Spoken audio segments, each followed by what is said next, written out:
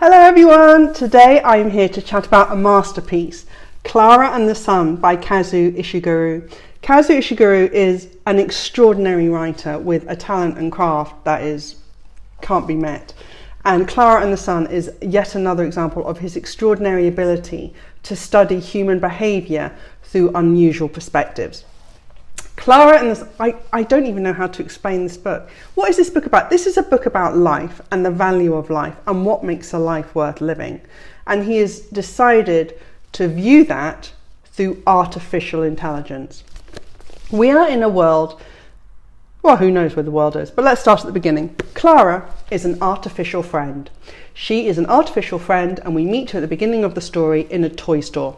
She shares the space with other artificial friends. Sometimes customers come in and buy other models and she waits there patiently for someone to come and pick her.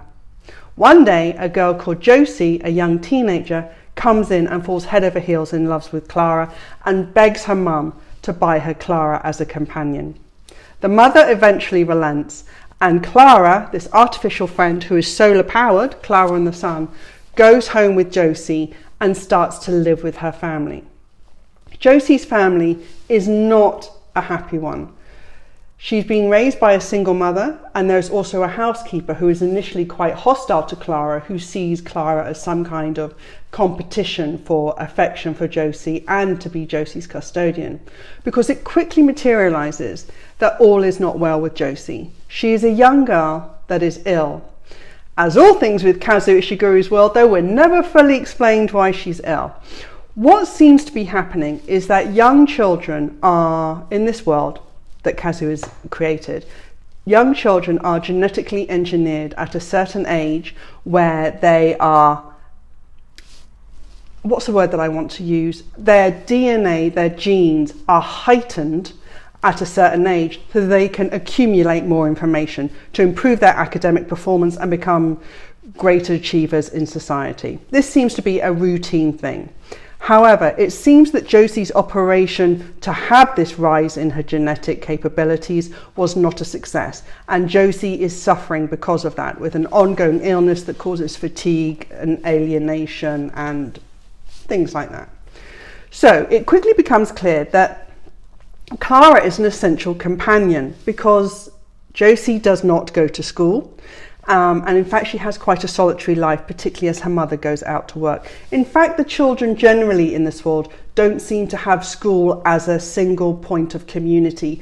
Education seems to be through screens at homes, hence the popularity of these artificial friends, where all the children have their own artificial friend to increase social contact and improve social awareness. And certainly we can see, as Klara arrives back at home, we have these wonderful chapters where Klara starts to observe human behaviour and human interactions and their giveaway clues and the oddities of human behaviour, even things like open plan kitchen diner, open plan. So these wonderful observations that Klara makes about how humans behave with each other. Klara is also a heightened sensitivity, so she can read people very easily. She reads when Josie is upset. She reads when Josie's mother is stressed and angry. So she seems to have a heightened perception of being able to read other human beings emotionally. Klara is a very high-performing artificial friend. However, as things are in this book, this wouldn't be a particularly interesting book if all that we did was witnessing human behaviour through an artificial friend. There is a turn in this book.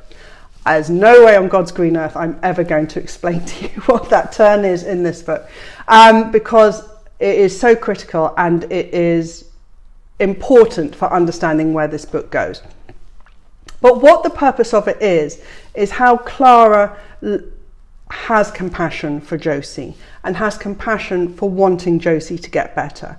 And there are important threads that we go through, such as Klara understanding the meaning of sacrifice in order for someone to get better. You know how parents would say things, or people you care would say, I would do anything for them. I would give up this if they could just get better. And Klara begins to learn that. She also observes how Klara interacts with her father, who is largely absent figure, but he does come in sometimes. She also starts to see complex relationships between herself and Josie's mother, and she increasingly understands where she fits in with how the mother is feeling towards Josie and her sense of grief, and with Josie's illness and the perceived failure of this operation, which means that Josie's future is significantly hampered and got obstacles in the way. This is a book that has that very human element to it, about sacrifice, about love, about life worth living. It is also, though, got themes on our reliance on artificial intelligence.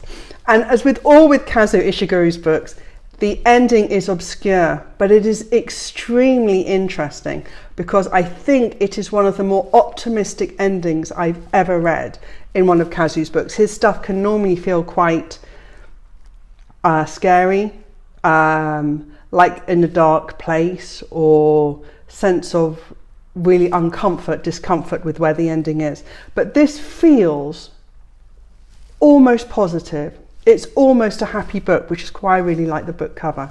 This is an optimistic book. It is not without its moments of horror and sadness, because that is critical to the way Kazuo wants to frighten us and really force us to confront things like love, grief, life and loss, and the decisions that we end up as humans trying to make, for terrible decisions that we make for the right reasons.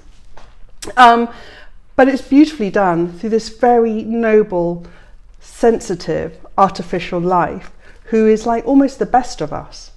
She is so pure and well-intentioned and kind and wanting to make it better. And this influence that Klara's positive moral compass has on everyone, because she's artificially intelligent, she has a sense of duty and rightness that remains anchored through her, through whatever she experiences. And there's something very beautiful about that. Anyway, I'm waffling. Klara in the Sun is an extraordinary book. It is a surprising book. But like all of Kazuo's books, even though what I've said has sounded complex, it really isn't written that way. Because like I said, Kazuo creates a world, and then he goes, you don't need to know all the intricacies of this world. You don't need to know all the rules. This is just the world that I've created for a particular reason, and instead we're going to have a very human story centered right in this unusual world. And it is a very human story. It's about friendship, it's about companionship.